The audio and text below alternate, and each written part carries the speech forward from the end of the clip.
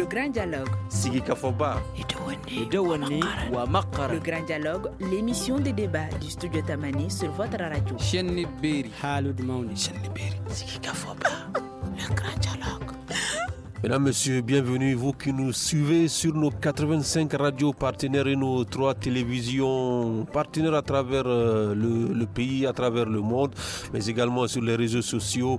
Nous sommes aujourd'hui à Tombouctou, la ville mystérieuse où nous allons parler de la montée des eaux dans la région, comment éviter une catastrophe humanitaire. Depuis plusieurs localités de la région de Tombouctou sont confrontées à une montée des eaux du fleuve Niger cette année. Cette crue inédite depuis 1993 selon des habitants de la région a submergé des hectares de champs, inondé des quartiers et des villages. Des habitants disent craindre les conséquences sur le plan humanitaire. Une délégation ministérielle s'est rendue la semaine dernière dans la région pour apporter le soutien de l'État aux populations affectées. Quelle explication à cette montée des eaux dans la région? Quels sont les dégâts causés par cette catastrophe? Comment y faire face? Nous en parlons aujourd'hui avec nos invités. Ils sont au nombre de 3. Mahaman Gobi, représentant de la coopérative Amadia, une coopérative de riziculteurs. Youssouf Mohamed du service local du développement social et le représentant du service des eaux et forêts, le colonel-major Bilali Traoré. Beidari Traoré, le colonel-major Beidari Traoré du service des eaux et forêts. Merci à toutes et à tous et bienvenue dans ce grand dialogue. Le grand dialogue. Alors, chers invités, merci d'avoir répondu à cette invitation. Je voudrais commencer par vous d'abord, Mahaman Gobi. Quelle est la situation actuellement dans le cercle de Tombouctou de cette montée des eaux? Est-ce qu'on constate que les eaux sont en train de redescendre ou bien la situation reste intacte? Merci bien de m'avoir donné la parole. Par rapport à votre question, je vais répondre pour dire que jusqu'au jour d'aujourd'hui, l'eau ne fait que rentrer. J'ai dit que l'eau continue à rentrer et à envahir les champs. Au jour d'aujourd'hui, tous les champs que nous avons, les 620 hectares, sont tous inondés. Donc, on parle de catastrophe. Parce que nous détenons une superficie de 620 hectares. Ça, c'est pour le cercle de Tombouctou? Non, pas pour le cercle de Tombouctou. Ça, c'est notre seul périmètre Amadia qui est inondé. Je dis ça, le seul périmètre qui est inondé. Vraiment, il n'y a pas d'espoir. Il n'y a pas de cet espoir-là, c'est Amadia. Amadia, ça se trouve où? C'est tout dans quelle localité? Le cercle de Tombouctou ou bien c'est toute la région? C'est à Toya. C'est à Toya. Et c'est un périmètre de toute la région. Parce que tous les cercles et tous les communes se retrouvent au niveau d'Amadia. Donc, vraiment, il faut vous dire que la crue vraiment a beaucoup augmenté. C'est ce qui a amené que l'eau a fait des brèches sur notre digue de ceinture et a envahi carrément les champs. Et ce que j'aimerais vous dire, qu'à partir de cet instant, s'il n'y a pas de mesures qui peuvent vraiment convaincre nos exploitants, même l'année prochaine, on ne pense pas si nos exploitants vont exploiter, comment dirais-je, ces parcelles-là. Voilà. Mais est-ce que vous savez les localités ou bien la localité qui a été la plus touchée? La localité la plus touchée, c'est la zone de Toya. D'accord. C'est la zone de Toya, parce que Amadia est situé à Toya. Bon, en plus d'Amadia, il y a deux autres périmètres, grands périmètres. Il s'agit de Koriomé et Daï. Donc il y a les périmètres Pive aussi, de Toya et de Bofendou. Donc tous ces périmètres-là, ils risquent d'être inondés. En plus, du périmètre d'Amadia qui est inondé, les autres là aussi sont à risque d'inondation. Si toutefois l'eau continue à monter, d'ici là, nous on n'espère pas que ça soit comme Amadia, mais il y a des risques possibles d'inondation. D'accord. Colonel Badari, c'est bien ça? Beidari. Ok, Beidari. Ok, colonel-major Beidari. Est-ce que cette situation, on pouvait s'y attendre quand on regarde l'évolution des choses ces derniers temps sur le plan environnemental? Est-ce qu'on pouvait s'attendre à une telle situation dans la région, dans le cercle de Tombouctou? Okay, merci bien pour votre question. Le micro. Moi, comme je l'avais dit, moi c'est le colonel-major Bidari Traoré, directeur régional des eaux et forêts de la région de Tombouctou. Bon, vous savez, depuis déjà un certain temps, effectivement, ce qui préoccupe les gens, c'est le dérèglement climatique. Dès qu'on parle de dérèglement climatique, dès qu'on dit qu'une chose est déréglée, ça veut dire qu'on peut s'attendre à toutes sortes de conséquences. Donc, du fait de ce dérèglement climatique, c'est que le dérèglement climatique, c'est des extrêmes. Ou bien il pleut beaucoup, ou bien il ne pleut pas du tout, et ainsi de suite. Donc, c'est des extrêmes. Et donc, cette inondation, effectivement, ça ne surprend pas parce que, effectivement, bon, on sait très bien que l'inondation de cette zone n'est pas liée à la pluviométrie même de la zone. Elle est liée à l'eau venant d'ailleurs. Donc c'est justement dans ces zones qu'il y a eu trop de pluie.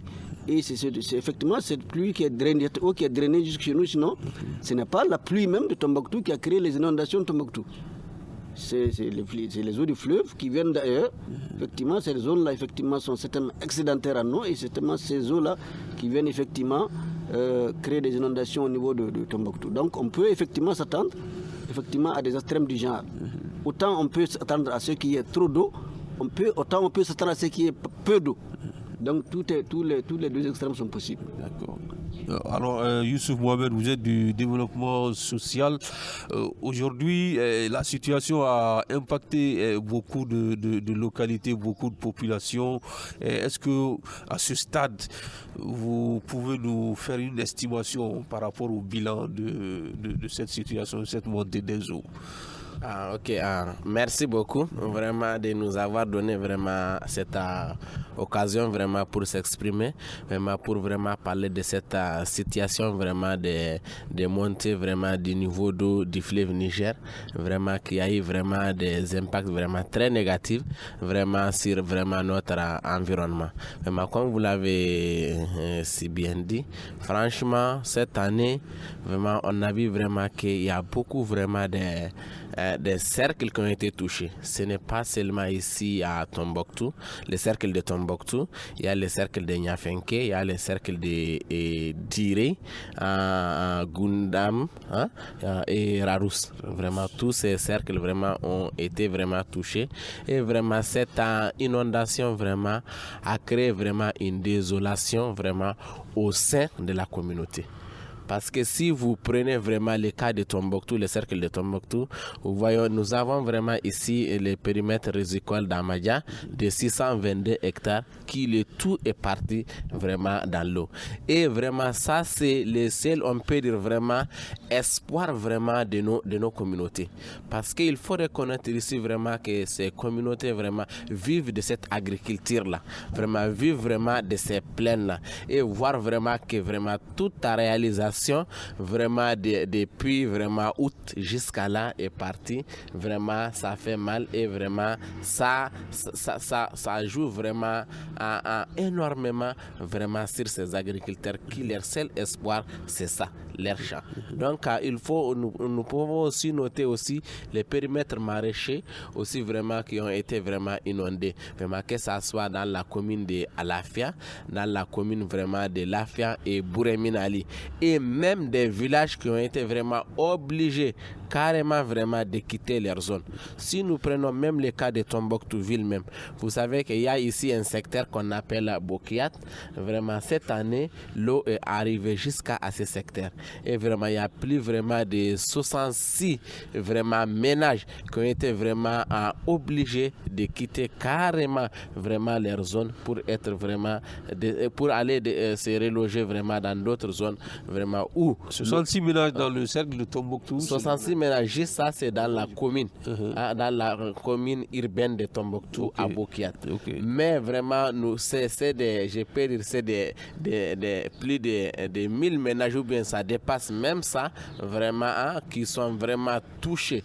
Vraiment nous avons vraiment un effectif. Pour le moment ce n'est pas estimé parce qu'il n'y a pas eu vraiment des évaluations au niveau de tous les cercles, au niveau de toutes les communes pour vraiment déterminer le nombre de ménages qui ont été vraiment affectés vraiment par cette inondation. Mais des missions sont en cours. Il y a même une mission du niveau national qui était là tout récemment. Vraiment les ministres même vraiment à Oumarou Diarra, vraiment était là vraiment pour venir s'imprégner de la situation vraiment de cette montée du niveau d'eau du fleuve. D'accord. Monsieur Gobi Mohamed, on l'a dit, le service de développement social vient de le dire, il y a eu vraiment d'impact sur les populations et des mesures sont en train d'être prises pour les assister.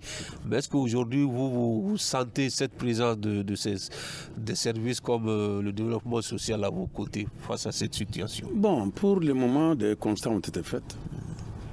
Donc, les constats ont été faits, mais on attend toujours. Parce qu'avec l'arrivée du ministre, il a donné vraiment son aval aux techniciens vraiment de faire tout de suite la situation et de les envoyer. De faire la situation de tout ce qui s'est passé et de l'envoyer. Donc on attend cette situation-là. Et par rapport aux vulnérables, comme lui il l'a touché, donc ils ont tout vu, ils ont tout enregistré, mais nous souhaitons que ça verrait le jour le plus tôt que possible. Parce que c'est des populations meurtries. Depuis les crises jusqu'au jour d'aujourd'hui, c'est le même phénomène. Donc c'est pourquoi moi je parle de catastrophe. Parce que nos exploitants là, ils ont vécu beaucoup de crises. Et en plus beaucoup de défaillances, beaucoup de problèmes. Et jusqu'à la dernière situation dans laquelle nous sommes aujourd'hui. C'est pourquoi je dis et je répète, s'il n'y a pas eu de situation d'urgence, mais l'avenir de ces exploitants sera autre chose. C'est ce que je voulais dire. Donc ça veut dire que cette montée des eaux, c'était prévisible. Il y avait eu des signaux. Effectivement, c'était prévisible parce que ça ne date pas de cette année aujourd'hui. Il y a 2 ans de cela que le même phénomène s'est passé, mais un peu plus en retrait. Mais ça n'a pas affecté tellement les champs. Mais pourquoi vous n'avez pas pris de dispositions? Bon, les dispositions, c'est avec nos maigres ressources, on ne peut pas vraiment remédier à ce problème. Parce qu'on a demandé une réhabilitation de ce plaine il y a 7 ans, jour pour jour. Et qu'on pensait du jour au lendemain que ces réhabilitations allaient voir le jour, et jusqu'aujourd'hui. Parce que nous, coopératives, nous sommes limités. Nous sommes vraiment limités. Parce qu'il y a des charges qu'on ne peut pas prendre. Parce qu'un périmètre de 620 hectares, je l'ai dit même devant le ministre, on n'a même pas un motoculteur. Des périmètres de grande envergure comme les nôtres doivent avoir des machines, de grosses machines qui peuvent nous secourir en période de problème. Parce que les brèches qu'on a eu l'autre jour, soit on avait des grosses machines ou bien on avait des gros camions, on pourrait remédier au problème. Mais à savoir aussi qu'on avait un projet aussi, ici, le projet d'Aïe Amadia Korome, qui n'a pas les moyens aussi pour venir vraiment subvenir à nos besoins. Là aussi, c'est des problèmes. On n'a personne qui peut venir à notre secours. C'est le projet qui doit intervenir. S'il y a des situations qui nous dépassent, donc on explique au projet qui vient au secours de nos attentes. Mais avec la situation qu'on vit aujourd'hui, c'est pourquoi je dis que si ça continue comme ça, vraiment au jour d'aujourd'hui, nos périmètres sont vieillissants. C'est des périmètres qui datent de 35 ans. Il n'y aura pas eu de réhabilitation. Et si d'ici l'année prochaine, il n'y a pas eu cette réhabilitation-là, mon cher, pour convaincre vraiment ces mêmes exploitants-là, vu ce qu'il doit y avoir là, je pense que l'année prochaine, nous aurons plus de problèmes encore pour avoir accès à ces périmètres-là. Voilà. D'accord, colonel Beynari Traoré, est-ce qu'on ne pouvait pas prendre des mesures pour anticiper une telle situation, même si c'est vrai que c'est un phénomène qui est naturel, mais est-ce qu'on ne pouvait pas prendre, que ce soit la population ou bien les services publics, ne pouvaient pas prendre des mesures pour éviter que la situation n'atteigne ce niveau? Effectivement, comme venait de le dire le président de la coopérative, en fait, effectivement, il y a des mesures préventives. Les mesures préventives, c'est d'abord par rapport à la sécurisation même du périmètre.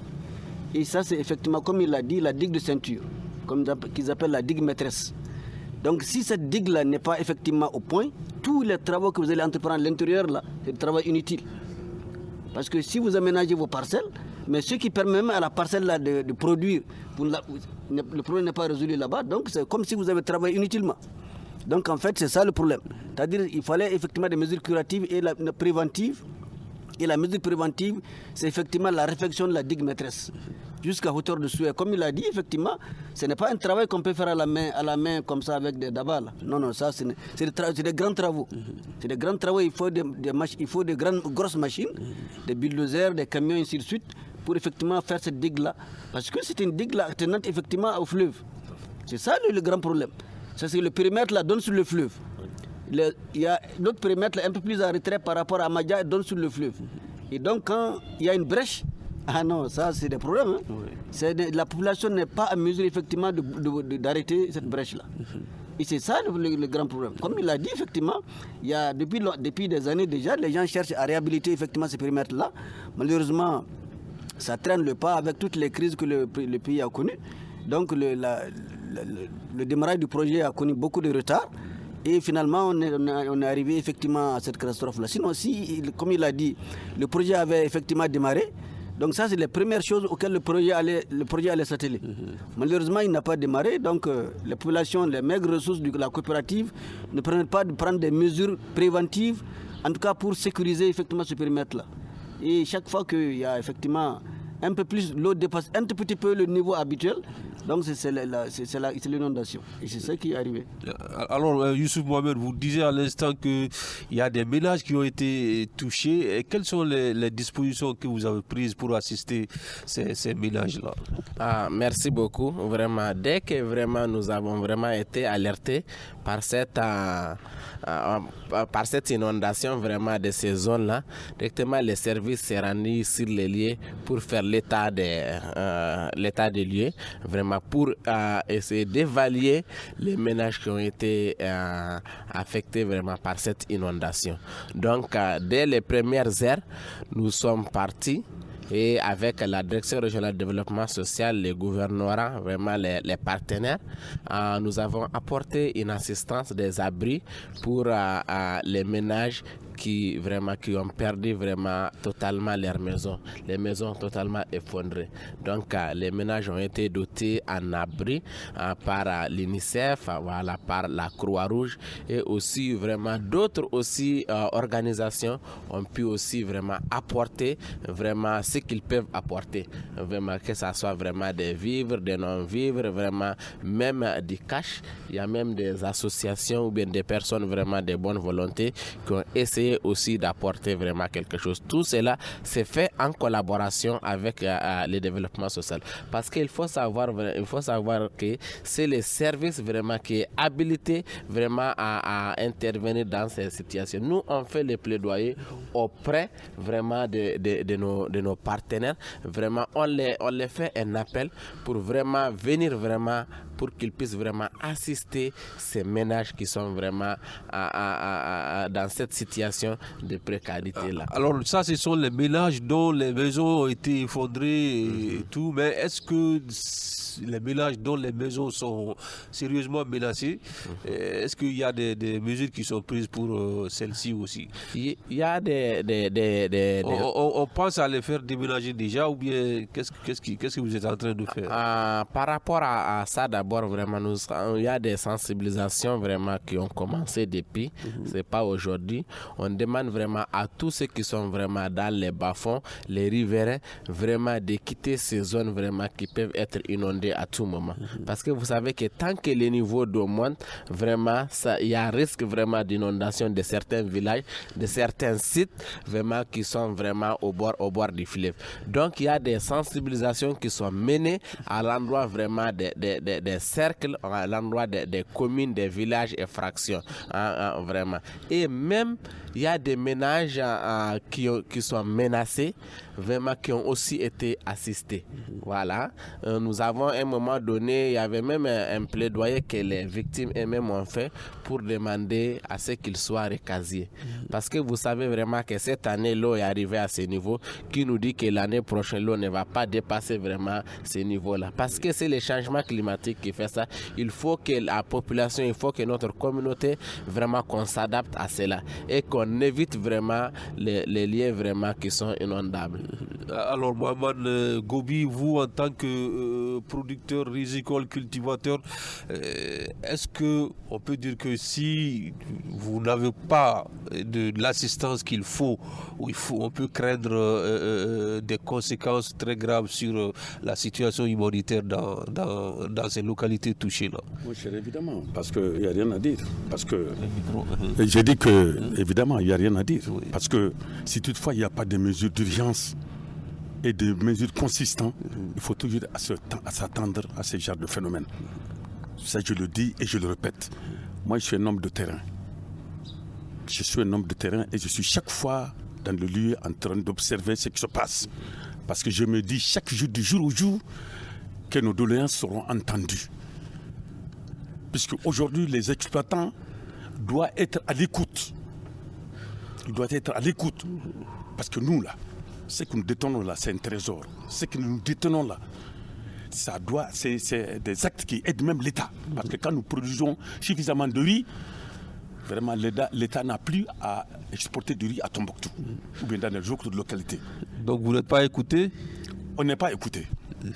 On n'est pas écouté. Parce que les réhabilitations en question dont je vous ai parlé tout de suite, si on nous a écoutés, ou bien on a essayé de vraiment remédier à ces problèmes-là, aujourd'hui ça n'allait pas nous trouver dans cette situation-là. Je ne peux pas aussi, on sommes sur des antennes, je ne peux vous expliquer tout ce qui s'est passé, ça va prendre du temps. Mais si je vous explique, vous savez qu'on n'est pas à l'écoute.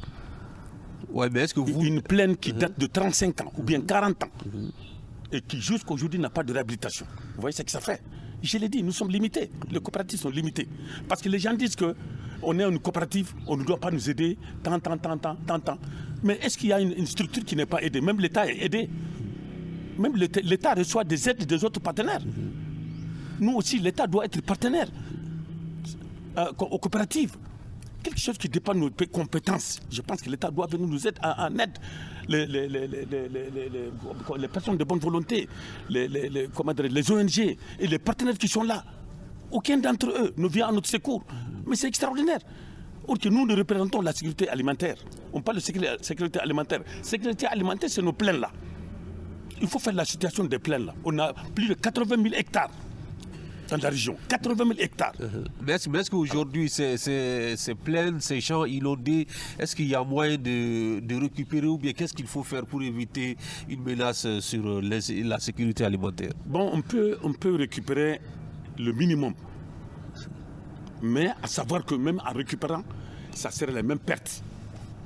Comment? Ça serait les mêmes pertes. Expliquez-nous. Parce que là où on est maintenant, les champs ne sont pas tous à terme. Maintenant, il y a quelques hectares là qui ont repiqué à temps, qui sont mûrs. Tout le reste là, c'est sous l'eau. Maintenant, les gens ne vont récolter que de la paille seulement. Donc, ce qui peut être récupéré est très très minime par rapport au rendement attendu. Très très minime. Parce que quand on parle de 95%, tu vois, de pertes, c'est vraiment c'est une catastrophe. Oui.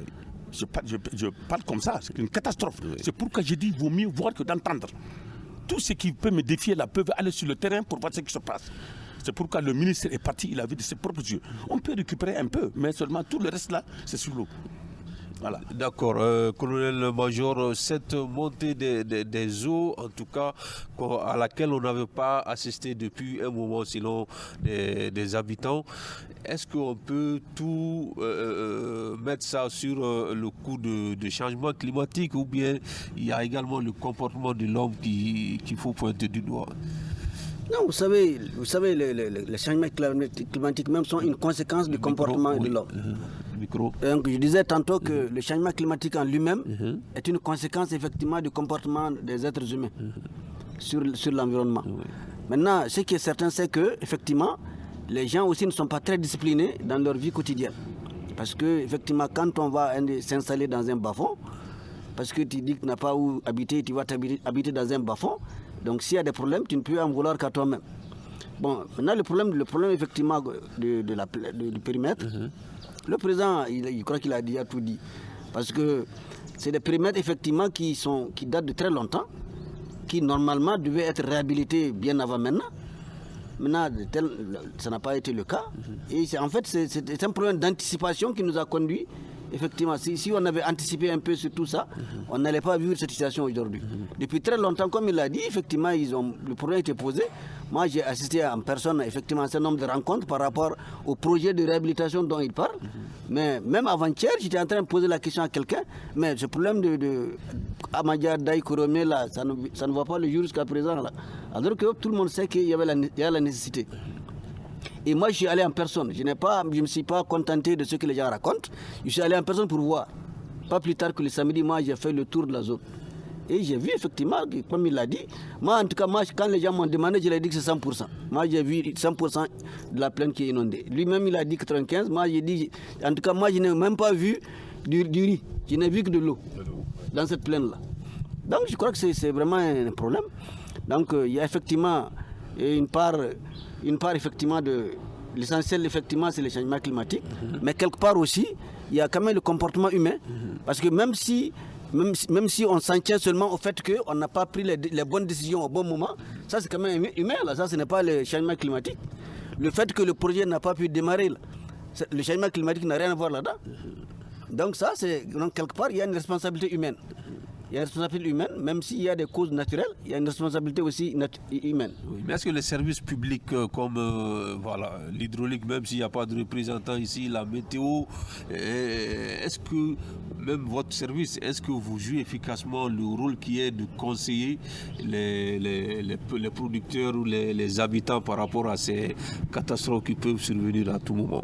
Bon, moi, je sais quand même qu'il y a une plateforme de communication et la direction régionale de l'hydraulique effectivement communique les cotes. Et elle a informé déjà avant aujourd'hui effectivement qu'on a atteint les cotes à Koriomé. La cote d'alerte avait été atteinte et ça a été dit. Effectivement, tout le monde savait effectivement qu'on a atteint la cote d'alerte. Maintenant, le problème c'est que il y a quand même des digues, mais seulement ces digues là ont été délabrées depuis des années. Donc elles n'ont pas pu avoir effectivement les travaux nécessaires là pour être réhabilitées. Et donc l'eau s'est infiltrée. Et tout le monde sait que dès que l'eau s'infiltre, plus tu essaies de même de combattre là, plus le problème devient plus grave parfois encore. Parce que c'est des trucs qui sont carrément collés au fleuve Niger.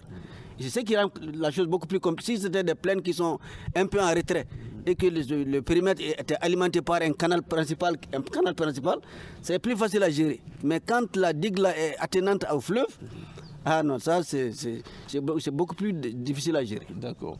Youssouf Mohamed, est-ce que vous avez les moyens aujourd'hui d'assister toutes ces personnes qui sont dans le besoin aujourd'hui, ou bien vous faites appel à d'autres partenaires?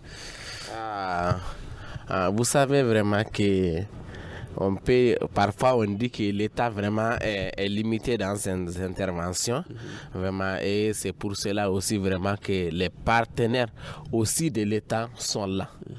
Ils sont au niveau national, ils sont aussi dans cette région et on travaille en collaboration avec eux parce que les moyens doivent être mis à la disposition de l'État aussi pour aussi essayer de soulager nos populations. Vraiment, certes, vraiment on est limité dans nos interventions et c'est pour cela qu'on fait un plaidoyer vraiment vers à nos partenaires pour que vraiment qu'ils puissent vraiment apporter une assistance auprès vraiment de ces victimes-là, une assistance auprès vraiment de ces agriculteurs. Le président allait dire vraiment la plaine est là depuis 40 ans et il n'y a pas eu de réhabilitation.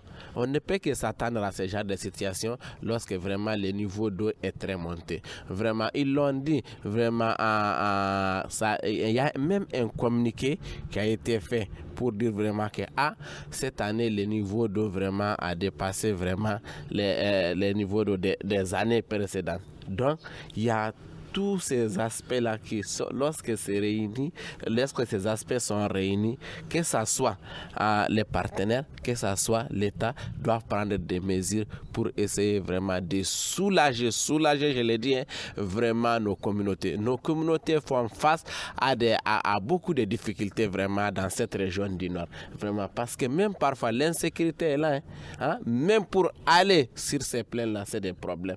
Et vraiment, voir que toi, aujourd'hui, tu as mis tous tes moyens, tu as mis ta force, tu as mis ton énergie et vraiment s'attendre à avoir ces résultats-là, ça fait vraiment très mal. Donc c'est un plaidoyer que j'ai fait j'ai fait un plaidoyer vraiment auprès des partenaires pour que vraiment qu'ils puissent vraiment venir vraiment pour soulager la peine de nos communautés. D'accord, il a dit, le ministre a demandé quand il a quitté ici la semaine dernière, c'est qu'on lui fasse le point de la situation. Est-ce que déjà vous l'avez fait? Vraiment, les travaux sont en cours vraiment et beaucoup de choses vraiment ont été faites. Vraiment, je pense que lui-même, même hier soir à la télé, il a déjà fait certaines programmations, vraiment des 1000 tonnes vraiment pour ces 3 derniers mois.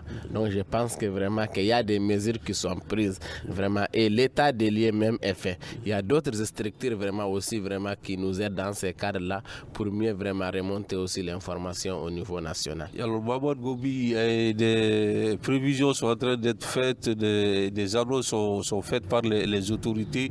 Est-ce que déjà cela vous rassure, vous qui avez été profondément affecté par cette situation? Donc je l'ai toujours dit, il vaut mieux voir que d'entendre quoi. Nous on attend toujours. En tout cas, jusqu'à présent, c'est des déclarations par-ci, par-là, mais on n'a rien vu. Quelque chose de concret. Moi j'ai même des inquiétudes, là où je suis, j'ai vraiment des inquiétudes, ça je dis. Parce que là où nous sommes là, vraiment on doit avoir des actes vraiment qui sont dans l'immédiat quoi. Je l'ai dit et je le répète. Parce qu'il faut essayer de remonter vraiment le moral de ces exploitants-là. Qu'ils voient du concret. Qu'ils sachent que vraiment, ils sont à l'écoute, comme je l'ai dit là. Et ils attendent tout de l'État et tous des partenaires. Parce qu'aujourd'hui, là où ils sont, vraiment, ils ont les mains à terre. Parce qu'ils ont tout perdu. Ils ont tout perdu. Et pour vous dire que, et je répète encore une fois de plus, si toutefois des situations immédiates ne sont pas faites, donc vraiment c'est des sérieux problèmes. Quand on perd ces plains-là, c'est qu'on a tout perdu. J'ai dit que toutes les populations de Tombouctou et de la région, ce qui les fixe aujourd'hui à Tombouctou, c'est les plains-là.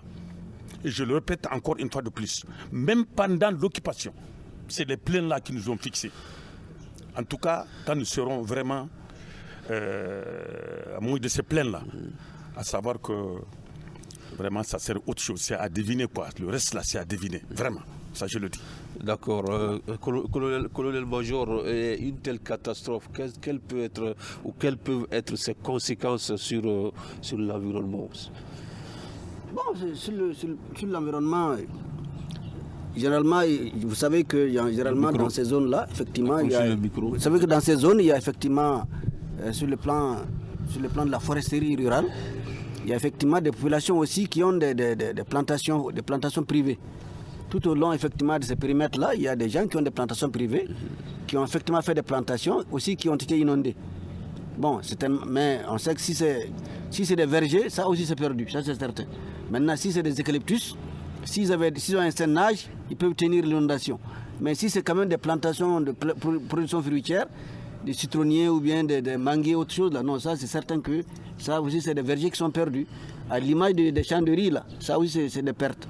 Maintenant, dans le domaine forestier,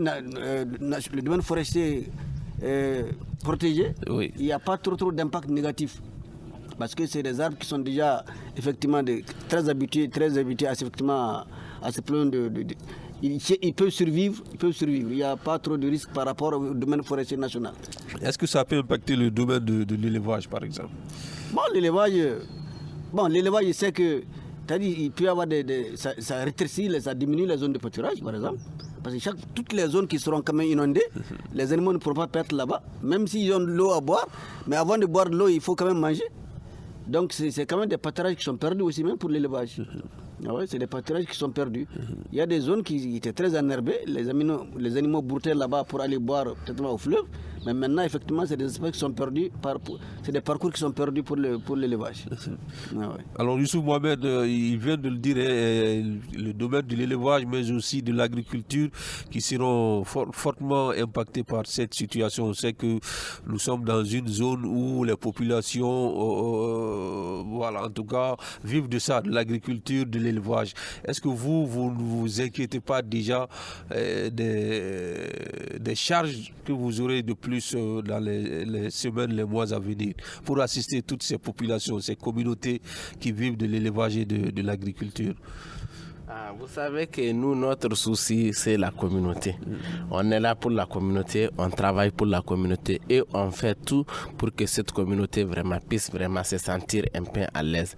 Et lorsque vraiment les maisons sont effondrées, lorsque les champs sont inondés, lorsque vraiment les périmètres vraiment sont carrément partis comme ça, là, on ne peut que vraiment se soucier vraiment pour cette communauté-là. Parce que la communauté vit vraiment de cette agriculture-là. La communauté vit vraiment de cet élevage-là. Vraiment, nous avons la région du Nord, presque vraiment une grande partie, c'est des nomades. Et même là où il faut aller vraiment, lorsqu'il y a une catastrophe qui arrive, et si le lieu là vraiment est inondé, si le lieu ne peut pas être occupé, vraiment ça ne peut qu'amener encore vraiment d'autres conséquences sur cette même communauté là. Franchement parler, aujourd'hui, comme je l'ai dit, les moyens manquent et vraiment on attend vraiment un accompagnement vraiment pour soulager vraiment cette communauté. Vraiment, c'est des gens qui sont vulnérables sur tous les plans. Je l'ai dit, ils sont vulnérables sur tous les plans. Même, parce que même les déplacements, vraiment, ce n'est pas facile vraiment pour ces communautés-là. Donc vraiment, il faut vraiment que des efforts vraiment puissent être vraiment faits pour vraiment soulager vraiment ces communautés-là. Est-ce que vous n'avez pas été un peu attentiste depuis, ça fait quelques mois que cette situation est en tout cas tout le monde est alerté par rapport à cette montée des eaux. Est-ce que vous avez pensé à prendre le devant par rapport à ça? Est-ce qu'il n'est pas un peu tard? Comme je l'ai dit vraiment dès le début, vraiment il y a des alertes. Il y a même on a un comité au niveau vraiment du cercle, vraiment un comité de gestion des crises et catastrophes, et vraiment à chaque fois vraiment lors des rencontres du comité, vraiment on informe parce que les élus vraiment des communes, vraiment des cercles prennent part vraiment à cette rencontre-là. On informe. Il y a même un communiqué qui a passé pour dire que vraiment cette année faites attention, il y a ceci et cela.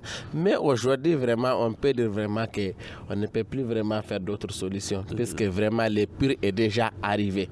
Vraiment, les maisons sont effondrées. Vraiment, les espaces où il faut recasier les gens là, tout est occupé par l'eau. Vraiment, la situation actuellement, elle est déplorable et vraiment, on parle de la catastrophe. C'est vraiment catastrophique. Alors, Mamadou Goubi dit qu'ils attendent de voir, les déclarations ne suffisent pas. Est-ce que vous pouvez le rassurer aujourd'hui que ces déclarations seront suivies d'actes concrets? Comme je l'ai si bien dit, vraiment, si vous voyez que vraiment que les ministres, les présidents même vraiment de la transition, son excellence, le colonel Assimi Goïta, vraiment, il a dépêché les ministres chargés auprès du ministère de la Santé et du Développement social, vraiment chargés des PDI, chargés de l'action humanitaire des réfugiés. C'est pour vraiment s'imprégner de cette situation-là. C'est pour voir ce que eux vraiment ils peuvent vraiment apporter vraiment pour soulager vraiment cette communauté. Mais je dis vraiment au président vraiment que voilà, les études sont en cours. Vraiment, on veut vraiment vite apporter. Le ministre il est venu vraiment le premier vraiment apport qu'il a fait. Il a fait des gestes ici vraiment auprès vraiment de certains ménages vraiment victimes d'inondation et il est parti aussi sur les lieux pour voir.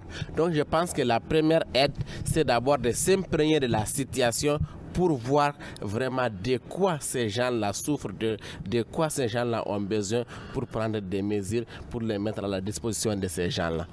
Alors, Mamadou Goubi, vous aussi, en tant que producteur, il y a des conseils, des alertes qui sont faites par certains services, la météo, l'hydraulique. Est-ce que vous tenez compte de ces conseils-là pour essayer de vous mettre à l'abri de certaines situations? Ok, merci bien. Voilà, tu es revenu à une pensée que je voulais dire même. Moi, j'ai dit que pour chaque situation, il faut créer un conseil de crise, une commission de crise par rapport à la situation, avant qu'elle n'arrive. Et c'est que moi, je n'ai jamais participé à ça. Et je ne l'ai jamais vu. C'est-à-dire que quand vous savez que l'année, il y a des étapes, il y a des problèmes qui peuvent surgir dans l'année, vous devez au moins nous appeler pour nous dire que attention, cette année-là, faites attention. On ne fait pas ça? Non, moi, en tout cas, moi je n'ai jamais assisté, comment dirais-je, à une situation de ce genre. Voilà. Mais ce n'est pas quand on est noyé qu'on veut nous dire que les eaux doivent monter. Bien sûr qu'on dise qu'il y a des informations, mais des informations qui passent de bouche à oreille, mais qui ne nous est jamais parvenues. Donc c'est vraiment autre chose. En tout cas, nous sommes les premiers acteurs du développement ici à Tombouctou, par rapport à nos périmètres là. Donc s'il y a des situations, on sait très bien qu'il y a des gros périmètres qui sont là. Et quand il y a problème, comme le problème de ce genre qu'on est en train de vivre aujourd'hui, vous devez nous approcher bien avant cette inondation pour nous dire qu'il y a attention. Il faut qu'on se donne la main pour essayer de consolider les diguettes et autres, parce qu'il risque d'avoir d'inondations. Donc ça doit être fait. Par rapport à toutes les situations, ça doit être comme ça. Chaque fois, quand il y a des alertes ou bien des avant-alertes, on doit consulter des commissions de crise qui viennent nous démarcher. C'est pourquoi j'ai dit, à partir d'aujourd'hui, on est des techniciens fiables qui se rapprochent de nous et qui nous faisons l'état de lieu chaque année pour vraiment prendre des mesures d'urgence ou des mesures de sécurité avant que les producteurs même s'engagent sur les périmètres. Comme je l'ai dit, on a une plaine vieillissante. Je vous le répète aujourd'hui. Et chaque année, d'année en année, c'est-à-dire qu'on se met la corde au cou pour essayer d'exploiter. Parce qu'on sait qu'il y a des problèmes. Parce qu'on se dit que nous sommes à l'écoute, je reviens toujours sur le même mot, que chaque année, qu'il y aura cette réhabilitation-là. Donc, il vaut mieux faire quelque chose que de rester. C'est pourquoi on a pu vraiment faire 7 ans, jour pour jour, vu tous les problèmes que nous avons. Tout ce que nous gagnons dans les miettes là, par rapport aux redevances, on investit dans les entretiens. Parce que nos canaux ne tiennent plus, nos pistes ne sont plus, comment dirais-je, on ne peut plus avoir accès à nos pistes.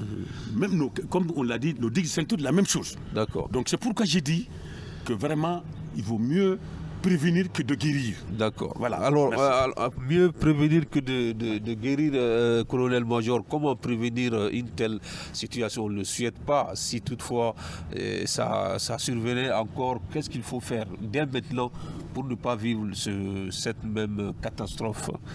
Moi, je crois que les différents intervenants ont eu l'occasion effectivement de dire déjà ce qu'on doit faire. Ce qu'on doit faire, c'est d'être proactif. C'est d'être proactif, c'est-à-dire effectivement, il ne faut pas attendre que le feu arrive effectivement devant ta porte là pour chercher maintenant, on commence à chercher de l'eau. Donc depuis, on sait effectivement déjà que les risques d'inondation là ne sont jamais écartés, quelle que soit l'année. Maintenant, dans la pratique, on peut trouver des années où il n'y a pas d'inondation, il y a des années où il y a inondation, mais il faut toujours se mettre en l'idée qu'il pourrait y avoir des problèmes. Donc si on sait qu'il peut y avoir des problèmes, donc il faut anticiper effectivement des solutions. Donc c'est ce qu'il faut faire, il faut anticiper avant que les problèmes ne surgissent, il faut anticiper. Anticiper veut dire effectivement qu'il faut refaire carrément la digue maîtresse de ces périmètres-là.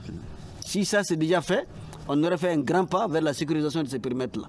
Mais tant que ça c'est pas fait, mais ils ne sont jamais à l'abri des risques. Ça c'est très clair.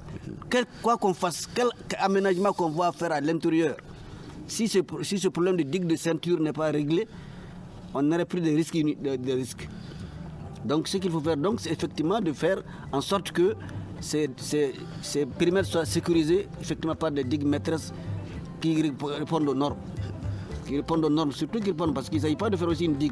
Il s'agit de faire des digues effectivement qui répondent aux normes et qui peuvent tenir effectivement quelle que soit la pression de l'eau. Tant que ça n'est pas fait là, non, on n'est pas à l'abri. D'accord, cela est bien compris. Anticiper sur les solutions dès maintenant, c'est ce qui va mettre fin à ce grand dialogue d'aujourd'hui qui parlait de la montée des eaux à Tombouctou, comment éviter une catastrophe humanitaire. Nos invités étaient Mahaman Gobi, représentant de la coopérative Amadja, une coopérative de riziculteurs, Youssouf Mohamed du service local du développement social et le colonel-major Beynari Traoré, chef du service directeur régional du service des eaux et forêts. Ce débat a été présenté par Sikou Gadjigo. Aux opérations techniques, il y avait Gagny Kanté assisté d'Ousmane Yalibouli. La coordination a été assurée par Mohamed Touré. Merci à toutes et à tous et à la prochaine pour un autre numéro.